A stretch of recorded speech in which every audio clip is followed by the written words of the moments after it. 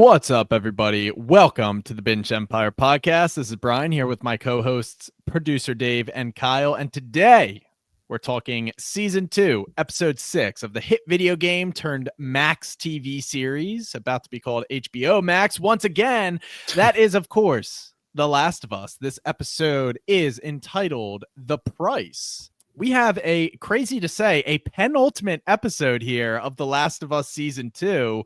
It kind of just dawned on me that we only have 7 episodes, and if Game of Thrones did a penultimate episode one way, I think this is the exact opposite way to do a penultimate, where they kind of just pushed the brakes and they were tugging on the heartstrings more so than the action and the suspense. And that's not to say that this wasn't a powerful episode, which, you know, had me seated and I was paying close attention to everything. But obviously this was the let it breathe. Joel is gone. Let's reflect on maybe the highs, the lows of that relationship between Joel and Ellie. And this episode is framed over the course of several birthdays, pretty much spanning between the time Joel and Ellie first came to Jackson and about what we consider present day when Ellie turns 19, and pretty much the events of season 2 start to transpire. So for me, a lot to love that they did well from the video games, some minor gripes, and of course some added material. But what did you guys think of this heartfelt episode 6? I think it was, I don't want to say, surprising probably is the right word, and that we got a pretty much 100% flashback episode. Was not anticipating that at all. I think I'm still on the fence about how I feel about that being a thing. Like you mentioned, we have 1 episode left. So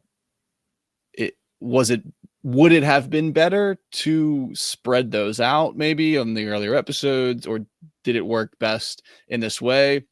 I think in a vacuum, I loved the style of, like, we're jumping from the birthdays to the birthdays and seeing the progression of the relationship over time. And we got some questions answered in this episode. Whether we like those answers or not will be something I assume we'll talk about. I think that I definitely made an emotional impact and impression on me, both good and bad. I was kind of upset at Ellie at times. I was upset at Joel at times. So that's probably the vibe they wanted, and it's the vibe they got out of me. Yeah, in a vacuum, I thought this was a very good episode, tugged on all the emotional heartstrings and they nailed them, I thought. As a penultimate, wasn't too excited knowing that this was the second to last episode that we were going to get. My only question as I'm watching this is, this was like one of those episodes where it felt least like a video game to me because of how long this flashback was, and I couldn't really like picture myself playing a game where it'd have like this long of a backstory. And I'm sure you'll get into it too as we talk about the episode itself. But I was just always kind of thinking of, like, how do you play through a backstory of this where you don't even really have, I mean, let's say clicker missions. They're more so, they feel like missions related to finding stuff for Ellie. But that was kind of one of the thoughts that I had. But overall, still a solid episode in a vacuum. As a penultimate, a little disappointed, I would say. Yeah, I will just tell you, in the games, exchanging Legos for a cake from Seth was one of the better missions that you play. I'm obviously joking about that. That actually coincidentally was not in the games at all, if we're going down that route. But no, I mean, I actually said it in episode 1 when Tommy goes shooting with Ellie. I kind of alluded to, yeah, there are a couple of these little flashback scenes that really take you away from the action, and they're a little bit more emotional, and they're kind of like sprinkled throughout the action in the game. So you would have gotten several of these dispersed throughout, I don't know, 40 hours of gameplay. So it didn't feel so overwhelming. And the show definitely wanted to include a lot of that. So I think they opted on the, let's just rip the Band-Aid off. Joel's gone. Let's have this episode committed to the relationship of them in the form of a flashback. So I was kind of actually anticipating that they were going to do it this way. Again, I'll reiterate, was it like the most compelling television? It depends how you look at it. If you wanted some infected action, then probably not. But if you really are invested in this Joel and Ellie relationship, it probably gave you a lot of stuff that you were craving. That begs the question, how invested is everybody in the audience in Joel and Ellie's relationship now? And does it necessarily matter that we're reflecting on these flashbacks of the good times when, hey, let's be honest, times are bad right now for Ellie and especially Joel because he's dead. But yeah, Yes, he is. that's all I got on that one. It also starts off with a cold opening that definitely was not in the games, and it's kind of a glimpse into Joel's home life. I guess that would have been back in the 70s or 80s. And I mean, we know Joel as much as we know him as this mustachioed, reserved strong man that is depicted in the series, but we really don't know much about his past. We know his brother is Tommy, so this was a nice little added wrinkle and a little bit of Joel lore. But it's his dad, who is a police officer, coming home, and clearly Tommy and Joel are scared that they're going to get the belt, that is an established thing. Their dad kind of beats them. And Joel says, hey, you're going to be good, Tommy, even though you were the one that, I think it was a drug deal that got messed up or something. Joel's like, I got you. Just, it kind of reminded me of The Boys, actually, with Lenny and Butcher. If, maybe that's fallen on deaf ears here, but it's good framing for who Joel is and why he is so fiercely protected over Ellie, because obviously he didn't necessarily get that from his father. And it leaves us with this line, Joel, I'll tell you right now, like, I know I hit you, I'm tough on you, but my dad one day came home and broke my jaw and it was wired shut for 2 months. I have never hit you with that sort of intent. Essentially, I'm doing the best I can. I feel as though I'm doing a little bit better than my dad. I hope when it's your turn, you do a little bit better than me. And that kind of just gives us the context for this entire episode. And I thought it worked to good effect for me. Yeah, I think at the time it was kind of, we had left last episode with the Nora scene with that flicker of the flashback, and we were thinking, what the heck is that? I think at the start of this, I was kind of like, okay, well, Joel flashback, even further back than what we saw at the end of last episode. Wasn't expecting that. But I think my appreciation for this opening scene was just the highest at the end of the episode itself, I think, for sure. Okay. Because of all the things that you just said, and I hope some of the things I'm thinking about right now, I'll be able to remember when we get to the individual parts throughout the episode that kind of tie back to that theme. Of course. The difficult part. I thought it was a good scene. I'm surprised that this wasn't in the game either, because it added such a layer to the relationship of Joel and Ellie, especially with, just do better than me in the future. That whole thing felt like it hit really deep. So I'm surprised that wasn't in the game. But yeah, Joel's dad, I mean, we kind of, I think, already knew, we had the assumption that he was abusive. But in this scene here, we specifically get him kind of almost apologizing for how he's treated Joel and Tommy, which I thought was interesting. Like, he sits Joel down and presents him a beer, obviously being underage, and Joel's kind of not sure how to take the bait, but it wasn't really bait at all. It's just his dad kind of having this moment with Joel. And yeah, I just thought this scene really did it for me in terms of Joel's dad showing a lot of growth here. I was not expecting this kind of moment, this deep of a flashback, but I'm glad we actually got it, because it does come full circle with the end of the episode, especially. For sure. And, we get our classic iconic intro, and then we move forward in yet another flashback. Like Kyle said, the entire episode is really going to be flashbacks, but we're back in Jackson. So we get the timestamp. It's about 2 months after Joel has arrived, and he's getting a drink with Seth, who's like the bartender, and they exchange some Legos for what we find out to be a cake and a bone, which then we get a montage of Joel fixing up and refurbishing this acoustic guitar, using the bone as, I should know guitar terminology, but the thing where the string attaches near the wide part of the guitar. Nice. Chat, tell me if I'm wrong. Chat, let them know. All Very right. nice.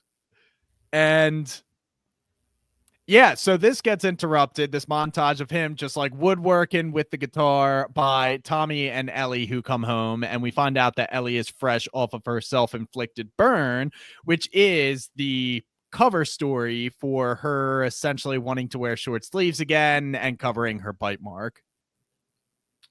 And Joel, always the good father, love him or hate him, he is a very good father to his daughters of Ellie and previously Sarah, does not let this overshadow the birthday. He eventually says, hey, I understand why you did it. I totally get it. Don't worry about it. The important thing is you're safe. Gives her the guitar and the cake, and he flexes the golden pipes with a rendition of Future Days by Pearl Jam, which is the context for why Ellie dropped that little one-liner and then dipped. And now it should hopefully make a bit more sense. Yes. So, two big comments here. The first one being, I don't know if it's because I knew it was a flashback, so I'm in this thinking mode, but to me, it looked like Ellie looked younger in these kinds of scenes. She just seemed much younger, especially in this one, the flashiest back flashback here.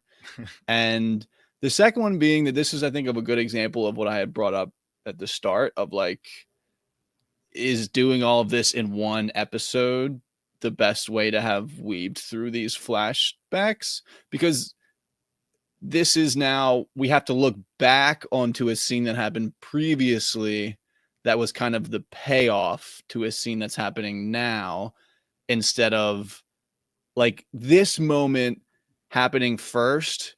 It would have been, oh, this is an emotional moment, I like this, and then her singing that song later, I think, would have been like, oh, this is the song that he sung. But since we got it backwards, like in the initial moment of Ellie singing it, it was like, this means nothing to me.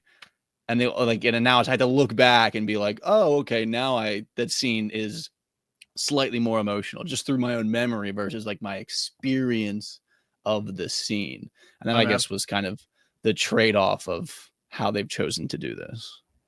I'm with you. I think that this flashback specifically would have done way better earlier in the season, because then those scenes with her playing the guitar would have been more meaningful rather than just getting them here. And now we're seeing the origin of the whole guitar interest between Joel and Ellie, and it's not hitting as hard for sure. It could have done better, I think, for me personally, if it was shown earlier in the season this way and then they come back to it.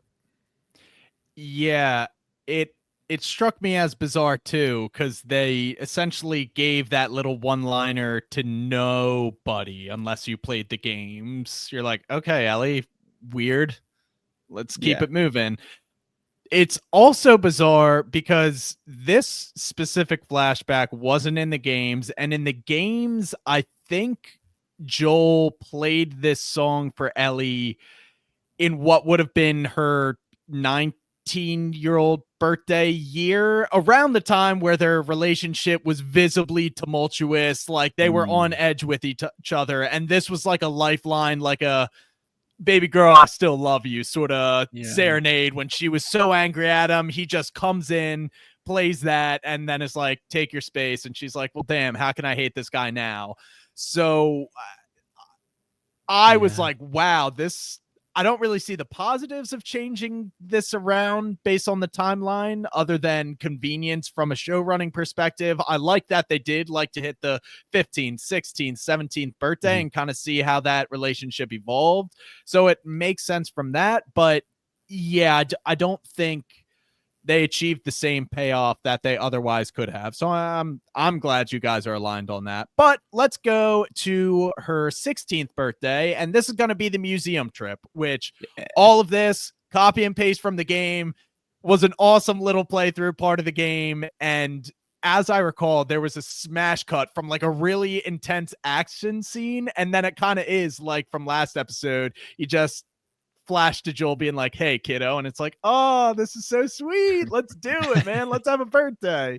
But I don't want to walk us through the whole thing. It's a really cool birthday gift for Ellie. I just want to know what you guys think about it, the whole museum scene.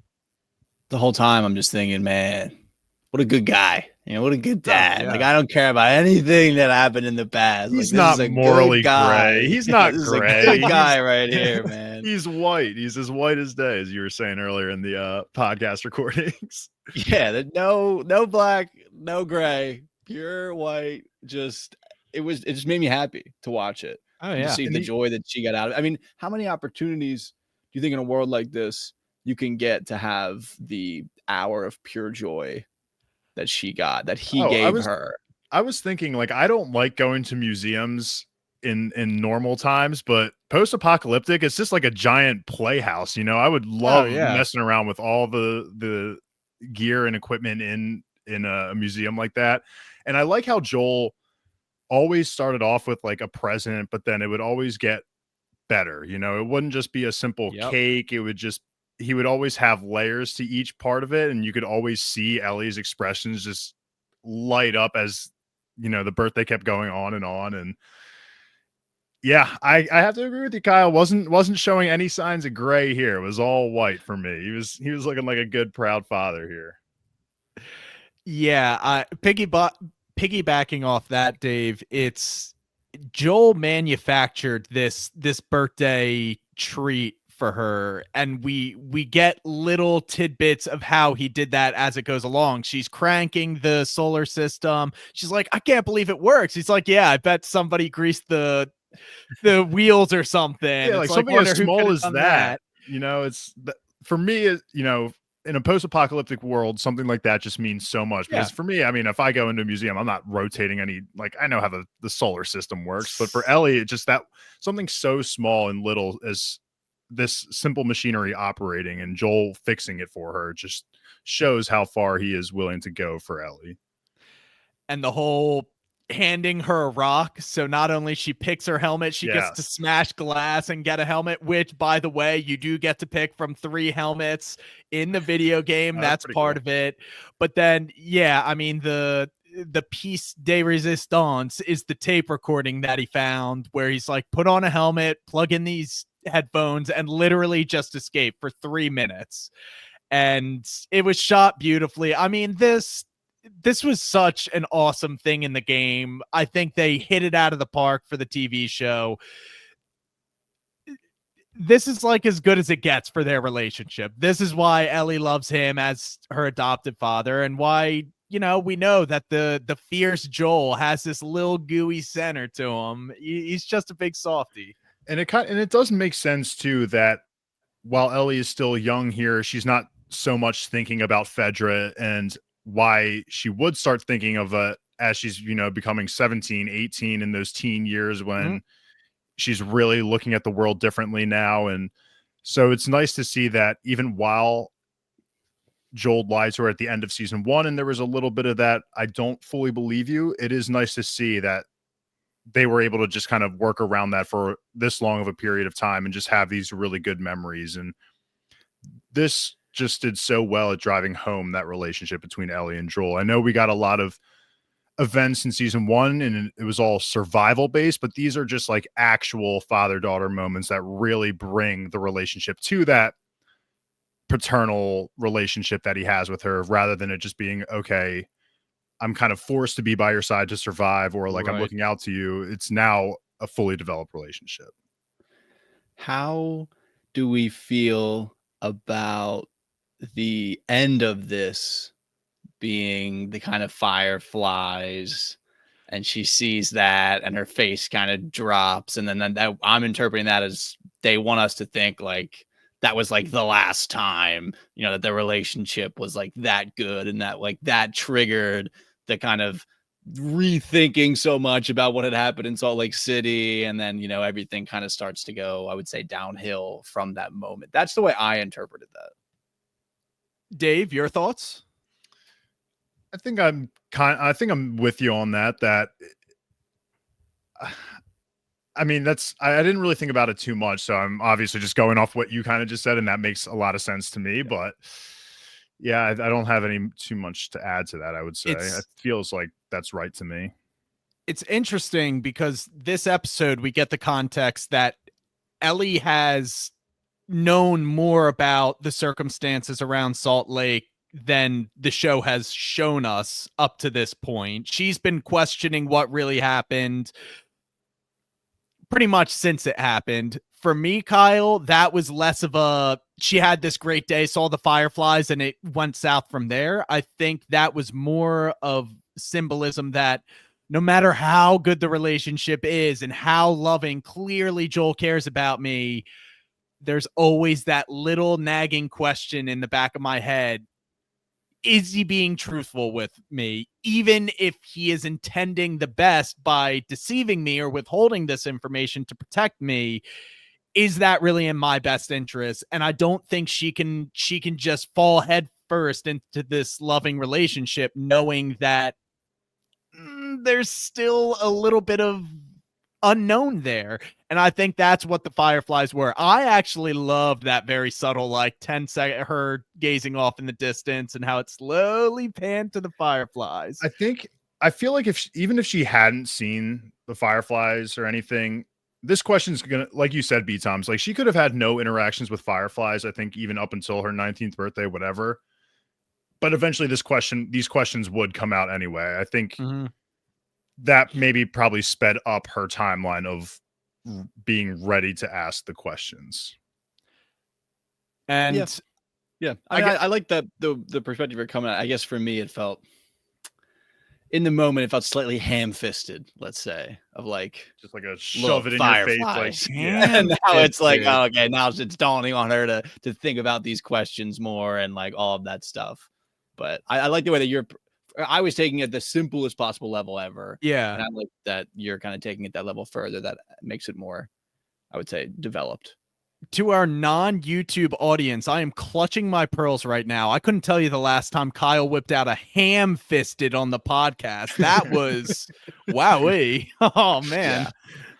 Oh, that was crazy. I guess I'll tie this 16th birthday up in a knot. I don't know why I say some of the things I say. I'll tie it together. That was at a little the beginning of this. Oh boy. Okay. You keep throwing out these ham fists. It mean loses less. Its value. Yeah. It's all right.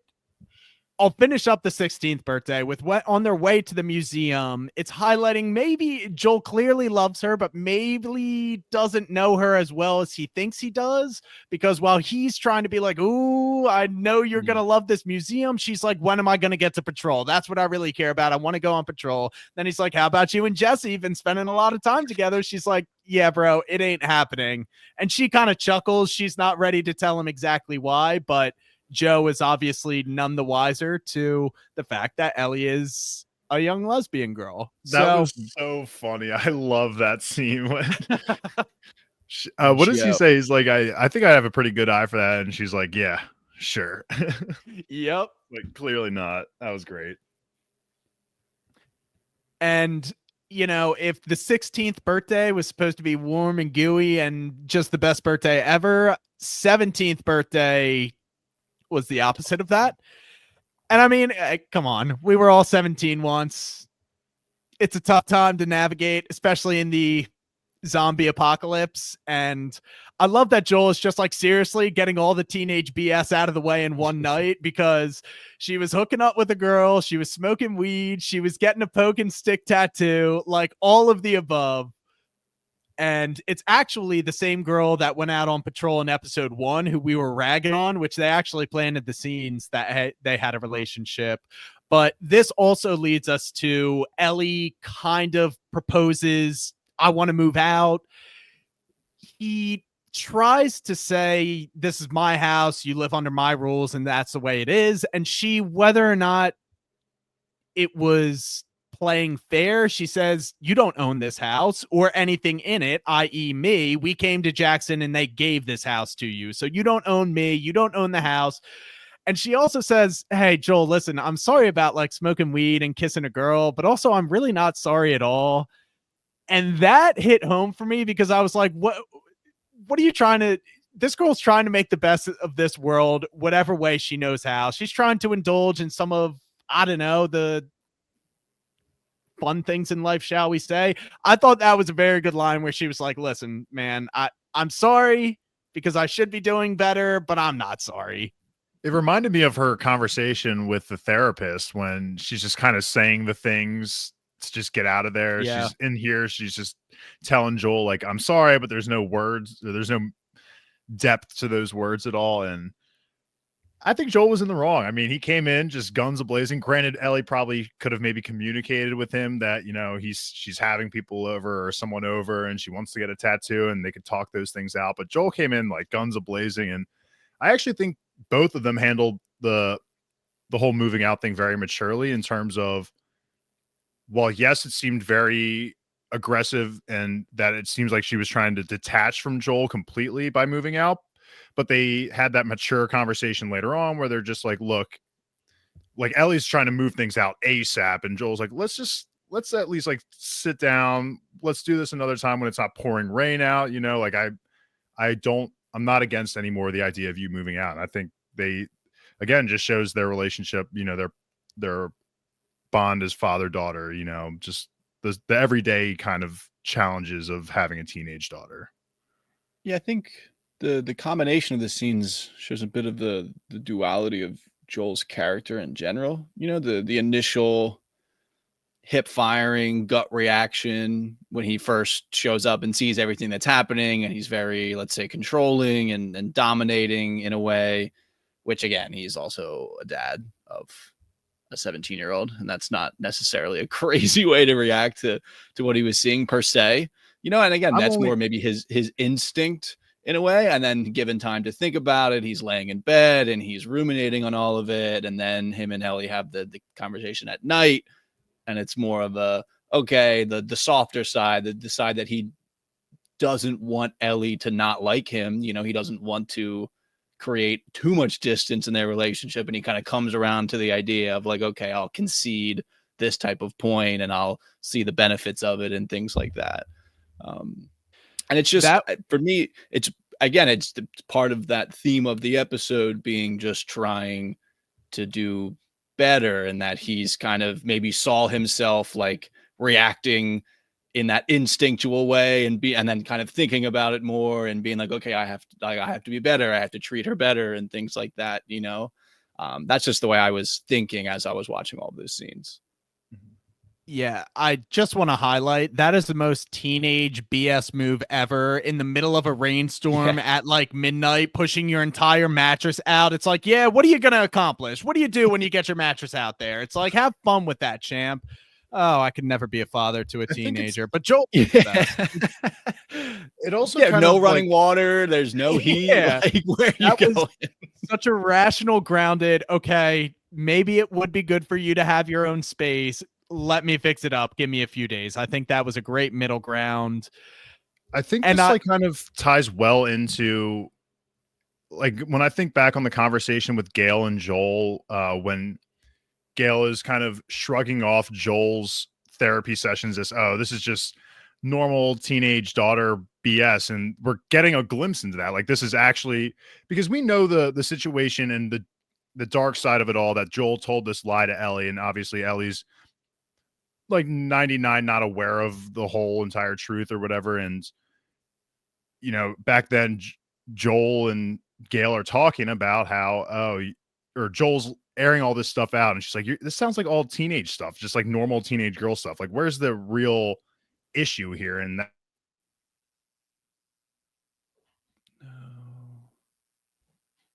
No, Piper. That's again where, because he knows that it kind of. No. Hold up. We'll just cut Let's just get a beat. You are back. Yeah, you are back. Okay. Oh, I don't even know. Let's just cut it. We can cut stuff. Yeah. Just cut that. We'll see what we can with possibly salvageable. Yeah. I can bring us back in. So that whole 16th birthday saga ends. They get the fight or the discussion out of the way, and they try and lighten the mood. Joel tries to ask Ellie, what's with the moths? What's your fixation with that? And she says they represent change and growth. Those are two themes that I can kind of get on board with. And that will springboard us to, Dave, you were talking about Gail.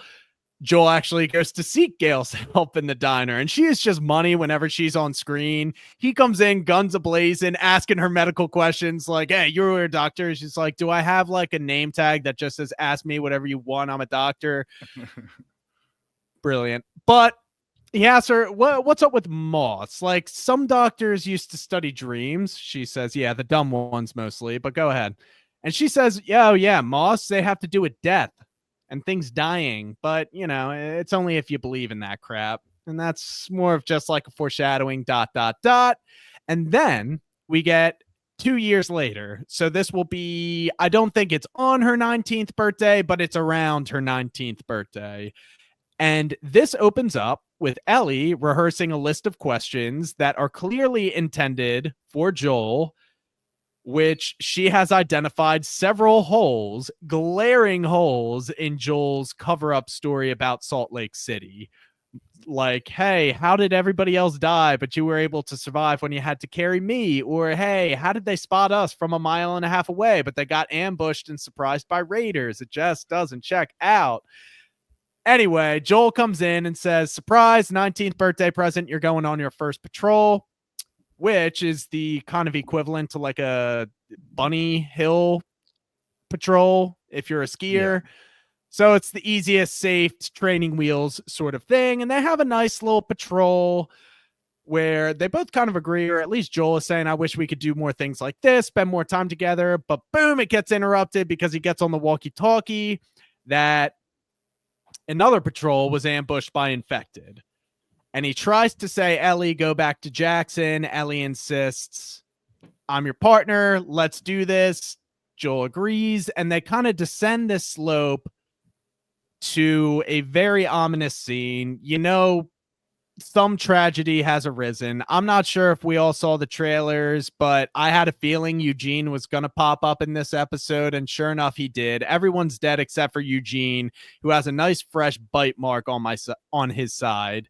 And I'm thinking to myself, okay, if he's already bitten, how bad could this story be? Because they laid the groundwork that Joel did something terrible.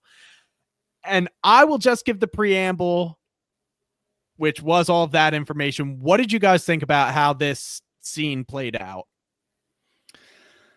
I mean, there's a lot of different aspects of it playing out. I think that a big part of this is, to me, was a highlight of that concession 2 years ago of allowing her to move into the garage, creating that level of distance. And then Joel even mentions it, I think, in one of the therapy sessions or to someone else, like, I should have never let her move into the garage. And where he's saying, like, on the horseback stuff, like, it would be so nice if we could do stuff like this. And I think the distance just, it kind of, what's the right word I'm looking for here? It just kind of reinforced the idea of her that he has in her head, that she's this little girl that needs to be protected, instead of like, she's 19, like is an adult at this point. She has capabilities, you know, and they've never, in his mind, it's never grown out of that. She's this small child that I need to protect, because it seems like as she's hitting that threshold of adulthood, let's say, you know, 18, 19, they're not actually interacting much. You know, he's not seeing the ways in which she's grown into, let's say, an actual human being. You know, she's grown in ways that he's just not aware of, it seems, obviously, like, because she's just living in the garage, and then she's ruminating on all of the stuff that happened in the past, and that's creating more distance. And that stuff, I'm sure, is in the back of his mind at some level too, so it creates even more distance. And then this just disconnect at what happens with all of this stuff. I mean, in my opinion, I don't necessarily think Joel's wrong. It's just that their relationship was not even close to being at a point where it could handle the way that he went about this, you know, to her. That's just because I don't even Ellie pissed me off, I think, in this, about the way that she went about it. I just think that, you know, everything that happened in their relationship between Ellie and Joel is kind of what unfortunately created the environment for her to maybe act that way. I mean, I think it was a perfect summation, Kyle, and the thoughts that you had there were spot on. It is such a tough decision. I mean, Ellie is this young we'll say bright-eyed in terms of, maybe she is a little bit more optimistic. She's the immune one. Maybe she has that optimistic side of her, and she sees someone suffering who has been bitten. She herself can't relate because, again, she's immune. She thinks there's a chance to save this guy, and the symptoms weren't showing at the moment, but she didn't have any insight to what Joel was seeing in that time that they separated with the horses. I mean, Joel kind of was seeing the signs already developing. In terms of how I took it, was Eugene probably could have been able to get back to the camp on his own, but there was a point when they were walking back together when Eugene kind of goes, "Oh, which way is it?" And then Joel's like, "Okay, you should probably know where you're going. You don't. That's a sign of you getting infected." So I want to clarify. You think Joel, when he walked away from Ellie, wasn't intending to kill him, but then Eugene showed signs of being infected, and then Joel pulled the trigger? Yes, and maybe Joel was subconsciously always going to do it, but I think that the moment that Eugene spoke out and said, "Oh, which way is it?" I think that gave Joel the instant thought of like, okay, now I have my reason to do this. Like, I think he was looking for any excuse to do it. I don't think he needed his excuse. His excuse was Eugene was bitten. I think once he split off from Ellie, he fully intended to kill Eugene, which isn't necessarily wrong in my opinion.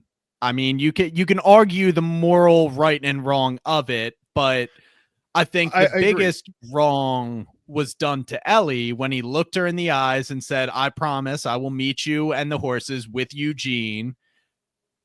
He just had no reason to do that. He could have pulled trump card as, "I'm your dad. I'm the head of this patrol. This is protocol. We need to do this," and just done it and made her unhappy. And I agree in that. And that's where the naivety and we'll just say youth of Ellie kind of came into play, even though she's been in situations where people have been bit. And, the situation with the two brothers where the younger brother got bit and then we had to put him down. Like, she knows these situations, and maybe honestly that scene in her head is what's making her want to get Eugene back home, is because she's thinking of how the brothers saw each other and like how they had those last moments kind of. And I don't know, but Ellie, I think Joel definitely was the first one to start all of this just by saying, regardless, I am not going to kill him. We're going to try. Making that hollow promise was definitely the wrong decision on Joel's end. And that 100% ties into the lie at the end of season 1. And now she is fully thinking of Joel as this not good person. And the lie on top of it to Gale emphasizes that even further. Just, this guy's not a good person in her eyes. Yeah. Not even not good, an untrustworthy person. Yeah, it's the biggest thing. Like, his word doesn't hold much weight anymore. And that's betrayal in its own right. I felt this Eugene scene, the Eugene scene, that checks out, was not in the video game. So this was an added layer for the show, which I feel like painted Joel in a poor light. It added another layer of untrustworthiness that they never really established in the game. It was just the one lie in Salt Lake City. So this kind of characterizes Joel as a habitual misleader. I don't want to say habitual liar, but I don't know how I feel about it. It's the situation in which is like, in which it's happening. I think, again, it's been 5 years, so I wouldn't call him like a habitual liar. It's just that in these like life or death situations, he just has the more realistic mindset and understands like the protocols that we have in place. And maybe for me, I don't know. Is that I think it clearly shows that, again, his view of Ellie has not changed in 5 years. In his eyes, she is still 12-year-old girl that 100%. He can, I would say, again, lie to, then, create, he doesn't trust her to be able to handle maybe the reality of the situation. So he's both trying to do what he knows is the right thing, dealing with Eugene, and also shielding her from any type of, let's say, negative consequence that comes along with that, and then again, but the change here is that Ellie is not a 12-year-old girl. You know what I mean? She is someone that I mean, does she handle it in the most positive way? Maybe not, but like it could have worked out in that Joel, I think, in this situation is correct to let's have take the it. opinion that he has, but like he doesn't recognize Ellie, I think, as like a fellow adult in the room in the situation where like he could just explain to her why what she thinks is naive. And like, we can't let everyone in the freaking Jackson Hole have this same, if we let him do it, then everyone's going to be asking for it. Then it becomes policy. And then one time it gets messed up, then the whole Jackson Hole community is gone. Like, it's terribly sad. But like, we cannot let this happen. I think that's preferable to trying to have his cake and eat it too. I'm ready to just kind of already talk about, okay, the next lie that he tells, and that's to Gail. Do you think that was the right or wrong thing to do? Well, Joel telling, oh my gosh, yeah, it does get tough here. Yeah, and this is where this is where the complexity of it all really comes into play. Is again, so we're kind of siding with Joel before he meets with Gail, and we're kind of thinking that yes, he made the right call in terms of he should have killed Eugene because he was infected, and we can't risk that getting back to everyone else. Fair. But now we have this twist on it where he's trying to play Eugene up as this good guy and make the death seem like it was admirable. I was so curious to feel like, especially after hearing your thoughts now, like I'm just so curious to know if you guys thought that was the right move on Joel, or should he have just put it bluntly? I personally, how did I personally feel? Yeah, that's tough. It's because like you can opt to have the conversation privately with Gail and not have Ellie there, so you can kind of tell her that side of things. But again, that eventually will probably leak its way to Ellie, and Ellie can just confront Gail in the same way, like he's lying to you. But I don't necessarily believe that what Joel did was, let's say, the right answer. I think I understand his perspective in that, for me, the scenario in which Gail hears Joel's story, believes it for the rest of her life, is, in my opinion, maybe objectively the best outcome for Gail, even though it's not necessarily the truth of what happened. But it's also very conveniently the best outcome for Joel too. 100% it's the best outcome for Joel. I think that telling her the straight up truth of what happened is the most honest outcome for sure. But like, what does that actually do for Gail in that situation of learning the exact, like the fact that he wanted to come back? Closure, but then what is closure in that situation? Yeah.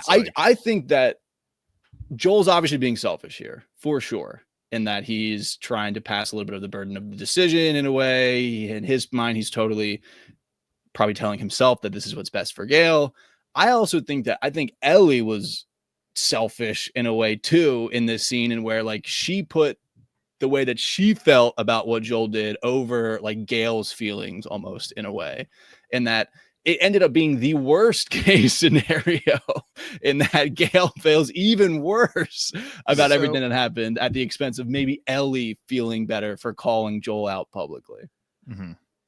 I am a little bit okay with Joel telling the white lie of Eugene went out a brave hero and wound up taking his own life. It was, to comfort Gail. But as a viewer, knowing what actually happened, it does come across as slimy that Joel is kind of doing that.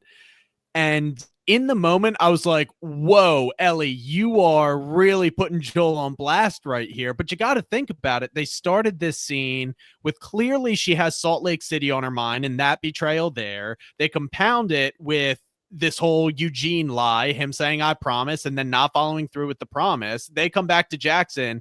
Ellie seen him lie to another woman. She's like, are you kidding me? He's trying to go 3 for 3. Absolutely not. I'm blowing up his spot right here. So in the moment, I was like, Ellie, whoa, there's a different way to handle it. But I honestly am racking my brain trying to find a reason why she was really wrong to do that. And then that takes me back to Joel and Gail's relationship in the therapy sessions. I'm wondering if the reason Gail resents him so much is because he tried to withhold the truth of what happened. And had he came back to Jackson Hole and been like, listen, he was bitten. I was shackled by protocol and I did what I thought was best for Jackson. I am truly sorry for your loss. I think Gail would have hated that. Well, I think she would have hated him like she does kind of now, but only for like a short period of time, and then kind of come to the realization, like, I understand why you did it. But now it's just always going to be that hatred because it started off as a lie. But I think she would have been, I don't think she would have been open arms like, oh, thank you, Joel, for doing that. You know, like I think she would have obviously had her hatred for Joel, but then I think after the grieving and all that, she would have come to realize that it was the right thing to do. And I mean, Joel even there was a little truth too, in that Joel was saying, you know, he really, like, he loved you, Gail, Eugene, saying, you know, kind of telling her a less panicked version of what Eugene was saying in those moments of like, he really loved you. He wanted to see you. And I think that was nice of him. But yeah, the whole idea of, yeah, I mean, I guess for the benefit of Gail, lying is okay, but it was probably more selfish that he did it. And then, yes, Ellie calling it out. Probably, again, not the best time to do it, but again, she's only a teenager. Like you said, she had the accruing of the original lie, the lie that she had just seen with Eugene, and now this. She was in her slight right to call Joel out, for sure. The more that we talk about it too, I'm even now kind of maybe walking back what I initially started with of, I actually don't know if the truth of everything is that bad for Gail. I mean, it's totally unfortunate for sure, but like the knowledge that he wanted to come back, you know, he wanted to talk with her one last time, you know, he wanted to send his love directly and all that stuff. And he even says, he being Eugene, of like, it's not my last words, idiot. Like, it's her last words. Like, I'm the one that's dying. That was a great touch, I thought, too, of Eugene saying, like, because we're so used to the idea of like, oh, I'm dying. Like, I want my last words out there. But for him, the last words meant that he wanted Gail to get everything off her chest to him, which I thought was a great touch of it, and a very like humanities side of things to it all. Yeah, I mean, that the truth is, I think, long term, really not, in the grand scheme of things, not the worst thing, you know, for Gail. It's upsetting for her for sure. You know, she's not going to like Joel, I would say, in the moment, like you said, Dave, and maybe lingering afterwards. It's Joel taking on that burden of like, yeah, I'm the guy that had to do that. Like, it is what it is. I made the decision according to protocol and those things. And he, you know, obviously made a decision to kind of shirk that responsibility. And I'm still kind of shocked that this wasn't in the games, because this honestly was like the whole breakdown of Joel getting caught twice lying to Ellie, I thought was just really good, and really kind of just gives it a reason to bring up the whole Fedra incident of 5 years ago, whatever it was. And I like the touch of it. I'm not sure, again, how you fully feel on it, B-Toms, with this whole backstory, but I personally enjoyed it. I thought it was really complex. It was a really complex situation. Like I said, I think this added scene characterizes Joel as someone who is more likely to mislead Ellie and maybe others by the way he's saying what he says to Gail. And it characterizes him as someone who navigates the gray areas and then will lie his way out of it a little bit. And I don't think that was a characterization they were trying to achieve in the games. And I think Joel is just such an otherwise awesome character that one crucial lie was so powerful that it could really shake the foundations of the relationship. I don't think this added one was necessary, but it makes it so much easier for the audience to see Joel in that light. I see where you're coming from. Which I'm not necessarily sure that we needed. And I'm actually a little bit up in the air. Do I like it? Do I not like it? I think I just want to like Joel more, and this maybe hurts his street cred, if you will. Yeah. So in that way, I don't. Sure. But it was a powerful scene. I think it was. If I had never played the games, I would have thought, oh wow, yeah, this adds value. So I think it was a good addition. Yeah, I guess for me, I was always interpreting it from more of the perspective of like, what it was highlighting about Joel and Ellie's relationship more than what it was highlighting about Joel as like an individual. Yeah.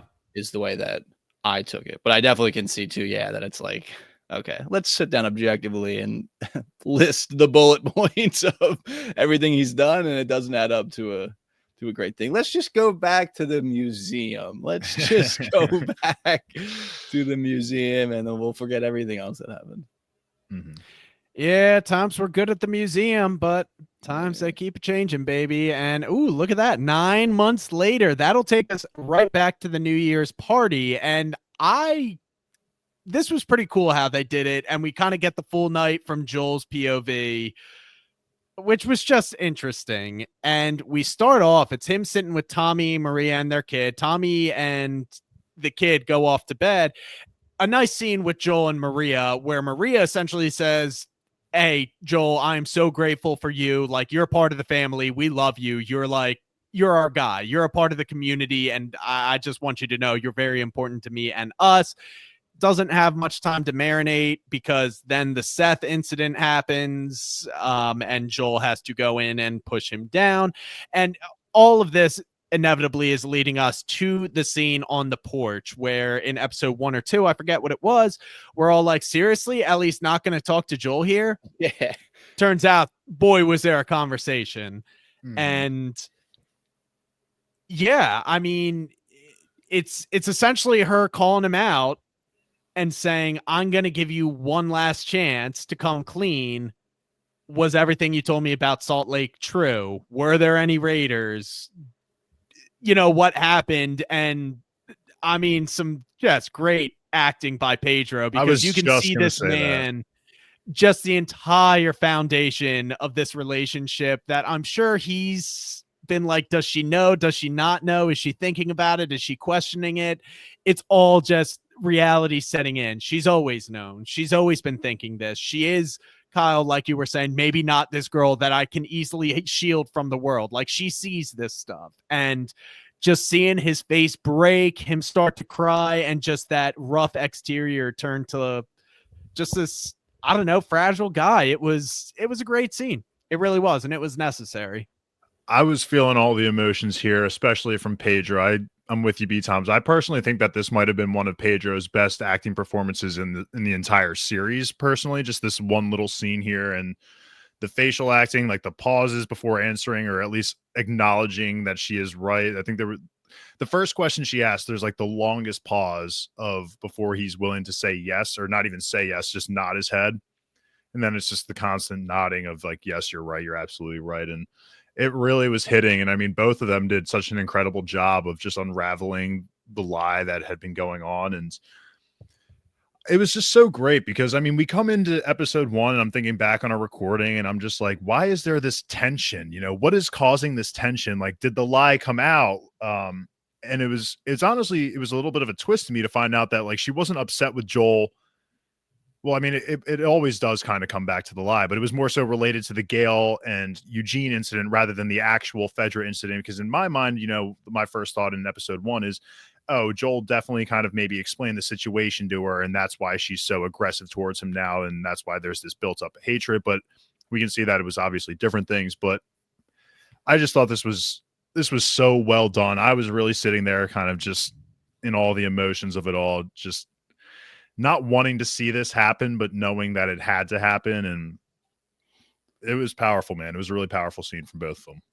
I was crying out for a crumb of context. I was like, brother, don't just say yes to there could have been a cure. It's more complicated than that. You know it is. But yeah, it also is, and this is maybe a positive version of kind of the Pearl Jam song that we talked about a little bit earlier, in that it's looking back, we know episode 2, the patrol, they were supposed to go on, like she wanted to go on together with him, like she wanted to have that time with him in the aftermath of this porch scene, and then to be able to kind of maybe work a little bit on all of it, and it just didn't work out that way, and it doesn't seem like they ever, you know, there was no opportunity for them to actually have those conversations and to be able to flush it out. Because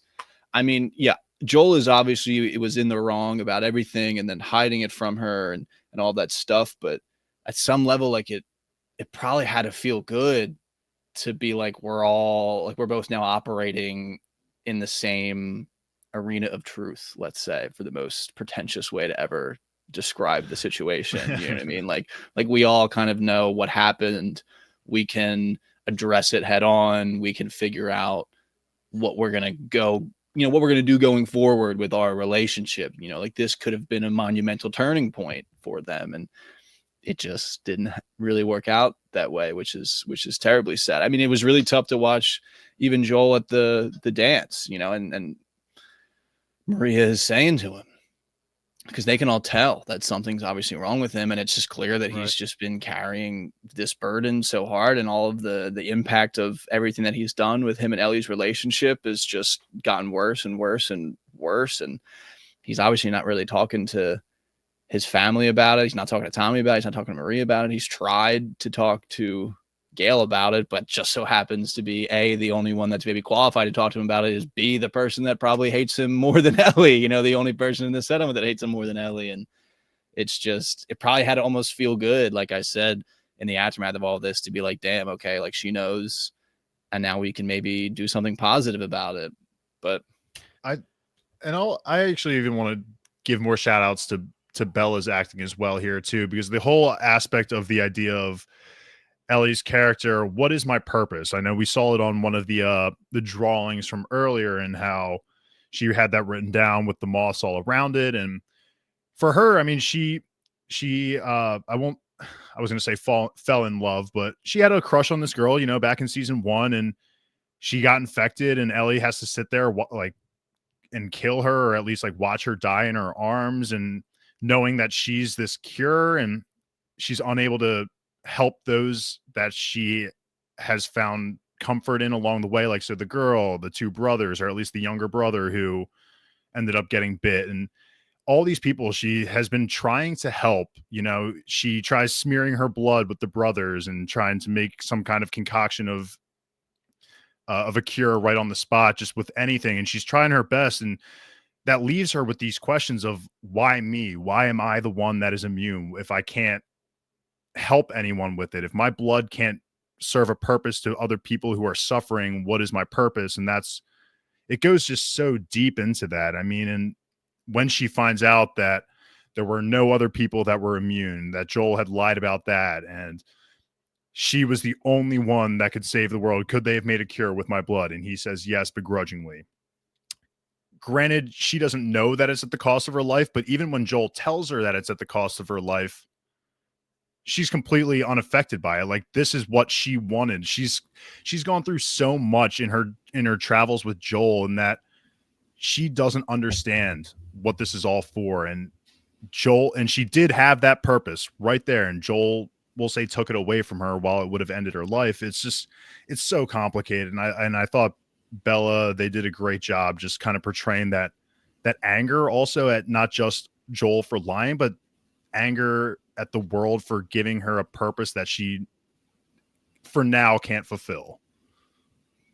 Yeah, I think that part too of the taking the decision away, I think that's also a microcosm of the way that he sees her. Yeah, and again, shielding her. Yeah, it hasn't changed in all of this time, despite the way that she's grown in those 5 years. And it's tough, man. It's really tough to watch. And I think, again, this was the point I was tiptoeing around making when we talked about the initial flashback with Joel and Tommy and their dad, of it almost seems like Joel like swung so hard in the other direction, of like became such a protector, in that he takes away all the autonomy from Ellie, in that it's like, you are this child that I have to protect. I have to do everything to protect you. I can't ever harm you. I can't ever hurt you in any way. And it makes sense, because he had a daughter that you could say he in his mind thinks he failed by having her get killed. Yeah, I mean, just trying to do better than his dad too, and then the Sarah aspect of it all, and it's just, you can understand why he I think, made the decisions that he made and was the way he was and acted the way he did. And it doesn't justify really any of it, but being able to understand all of that, I think, is a beautiful thing. That we're getting all of these different aspects of his character at this level of depth, even though he's gone. But the point I wanted to make before we ever get away from this scene is that we talked so much. I think it must have been last episode and then the episode before that of what is it going to be like when Ellie learns the truth? Because we were anticipating she was going to learn it from the WLF side, the Abby's perspective, Nora's perspective, all of those people's perspective on it, which we knew is going to be inherently biased, and what was that going to do in terms of her convictions to go down the path that she's going down. But we find out here that she knew before she even set out on the path. She left Jackson Hole to go to Seattle to hunt down the wolves with the knowledge of what Joel had done to all of them, and I think that's powerful. I don't know, again, if it doesn't say it's the right decision, the wrong decision, all of that stuff. We're not in a place to place that level of judgment on it, but I don't know. I just love that we got that information and we know that. And again, maybe it's not the whole truth that we've experienced as viewers of like it wasn't like it was like 100% guaranteed that it was going to be a cure that saved everyone in the world. But the fact that she's even thinking that it was going to be that, and Joel made that decision, and then she's still going, after all of them because of what they did to him, is just, and it's going to make him even more tragic too, as we get on and on and on, and the more we talked about this episode, I think the more I liked it, because now we're talking about it, I think, in the full context of the show and what we've been through and where we might be going. While when you're in the middle of it, watching it and all that stuff, you're maybe not thinking at that deep of a level in the moment. Yeah. So I think this was a lot of fun, actually. For me. And to play off what you were saying too, Kyle, with how we've been kind of talking about, like, when is she going to find out, and how when she finds out, that would play such a big role in her, stepping away from the revenge aspect. But now that we know that she knows, and I thought for me that would have been a big change in her not wanting to kill Abby, but it clearly shows here in at the end of episode 5, it was, with her beating Nora, that it's even harder for me to see what is going to be the driving force that makes her step away from the revenge, because I still am right. I'd still like to believe that this isn't going to be a revenge story. Like this, she's not going to accomplish her mission, but just each episode it gets murkier and murkier, and that definitely makes me more interested. Dina's life and the child's life is going to be what wakes Ellie up. We know this, Dave. We've already plotted it out. We know what's happening. True. Well, I think you guys hit everything you were supposed to be getting from that scene. It was good. Like I said, it was necessary. Just some quotes that I love this quote. He says, "If I had a second chance, I'd do it all over." Ellie responds, "Because you're selfish." And he responds, "Because I love you." And it's not a coincidence that Ellie is also now going to be a father, so she will also understand this love and where Joel's coming from. Exactly. That's what's going to knock her off the path of revenge when she realizes that opportunity gets taken away from her when Dina dies. Yep. There you go. Exactly. And exactly. Yeah, I just want to say that, like, him saying that I would do it all again is, like, that's who he is as a person because of all the things that we've talked about in the past hour and 10 minutes. So it just makes a ton of sense. Yeah, and I think the last quote of the episode is Ellie leaving us with, "I don't think I can forgive you for this, but I want to try." Very mature response. Very mature. Yeah, and I mean, in the wake of Joel's eventual death and her immediately diving headfirst into this revenge, I think you can take it one of two ways. Either she was way closer to forgiveness than she thought because of just how strong their bond is, that nothing's ever going to trump how close they are and how much they care about each other. Or two, she wants revenge on these people for depriving her the opportunity to grow towards forgiving Joel. It's a good way. Yeah. Because she knew she would eventually get there, but she wasn't able to, and they left it on the terms that they left it, which she then feels deprived And I like that. That's an interesting question. Is Yeah, it more of like she's doing this for Joel to avenge Joel, or is it to avenge the life that she could have lived, the future that she could have lived? That's interesting. They're Yeah, I obviously didn't think of it like intertwined in a that. way, but yeah, I like Mhm. that. yeah. Yeah, I got some good philosophical questions about Yeah. things. I can get pretty deep if you guys want me Wow. to. Yeah, you do And some thinking. Yeah. Philosopher over here. This head ain't just for Clearly. holding this beautiful face, man. Sophosophists, Alright. the philosopher. Sophosophists, the philosopher. All It's a deep right. cut. Deep Well, cut. No one's gonna understand that. Yeah, Brian No, rips how down could they? thoughts. I barely understand the references. Okay. That all said, that pretty much covers the episode. Any lasting thoughts? We are past the 1 hour mark here. It's just crazy that, like you said at the beginning, that we're at the finale. I truly actually have no idea how this how this season particularly is going to end. Like, Yeah. maybe I think Ellie gets revenge on maybe like a couple more of Abby's friends, but like I hope that we do see Abby and Ellie face to face next episode. At least that's the bare minimum of what I would want next episode. There is a potential for this to be like an insane season cliffhanger I'm if they not looking stick a forward pin to in it, where I believe they will. But that's all I'll say right now. And guys, that's going to do it for our The Last of Us penultimate episode 6 coverage. As always, if you like what you heard, hit that follow or subscribe button and give us a 5-star rating here on Binge Empire. And check us out on our other feeds. That's going to be the Unreal Podcast, The Core, Final Form, and Dark and Twisted. And you can find them on Spotify, YouTube, the Apple Podcast app, or wherever else you may find your podcast. Once again, we are Bingetown TV. And thank you so much for listening.